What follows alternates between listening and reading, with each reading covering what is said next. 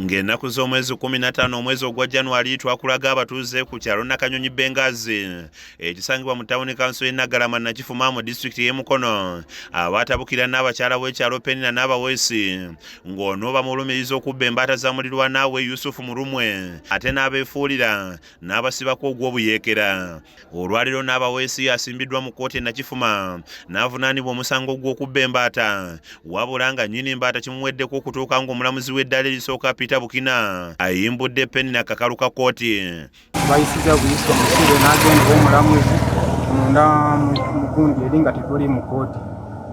So sitegedde bana bamuyimiridde yo sitegedde kwa mazima kuva ku makya ssaawa 3 paka zino ziri ssaawa 7 batugobye bugobi muki mu Kooti mu ofisi ya Kooti. Mulumwe alabiddwako mu luggya lwa Kooti ng'asobeddwa nga bw'agenza okwebuuza ku muyambi wa Kooti amutegeezezza nti omusango gwe gubadde gwawuliddwa dda ng'omulamuzi agw'ongezzaayo okutuusa ng'ennaku z'omwezi 12 omwezi ogujja. Batugambe tukomewo nga 14 ogwokuna kuba nti batuwuliza omusango gwaffe. So embeera eriwo kati enze muli nsinga njagala bwenkanya. Embeera eyongedde okutabuka omu ku basirikale ba Kooti eno bw'agombye obwala mu bantu abadde ku luggya lwa Kooti ng'ayise bba wa Penina n'amussa ku pikipiki n'amufulumya Kooti ku misinde egyayiriire. Ye Mulumwe alaze obutali bumativu eri engeri Kooti gy'ekuttemu omusango gwe n'etuuka n'okuyimbula Penina nga neyawaaba omusango taliiwo. Bw'atyo n'asaba ekitongole ekiramuzi okumuwa obwenkanya kubanga embaata zeemu yali ajja ensimbi ezisomesa abaana be. Naye leero sitegedde abantu abamweyiridde amanya gaabwe sigamanyi.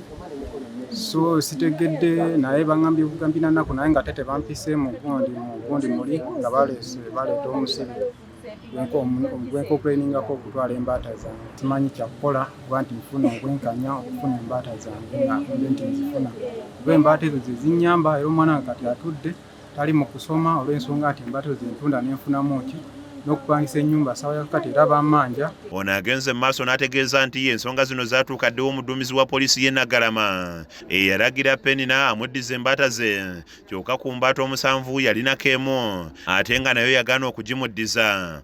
Twatuuka paka ewa DPC n'ayogera nti embaata ku mbaata 7 wasigalawo emu so n'agaana okundiyirira okutusindika mu Kooti. Naye nga mbona nze njagala bwenkanya omukyala yabe nti anziriza embaata zange. Abamu ku batuuze bamuwerekeddeko boogedde ku bujogoli ssaako n'obufeere obwoleseddwa mu Kooti eno. Omulamuzi n'atuuka n'okuyimbula Penina ng'amuvunaana tali mu Kooti ng'asabye wabeewo obwenkanya. Tuzze tukola follow up kulaba butya omukyala ono bw'aba nga asasulira ebyo bye yatwala naye wazzeewo abamweyimirira ne baba nga bamweyimirira mu ngeri y'amancoolo.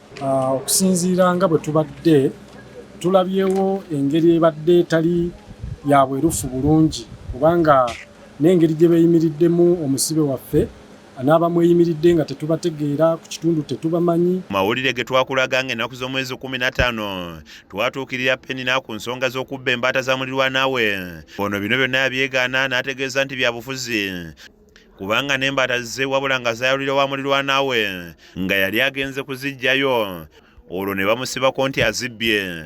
Kakati nze ndowooza nti yakozeseddwa ne manya nti okulumbagana kwonna kwabadde annumba kubadde kwa kuba ssomero. Kaweesa Paul yakusakidde eggulire lino olwa KSTV Agaleero.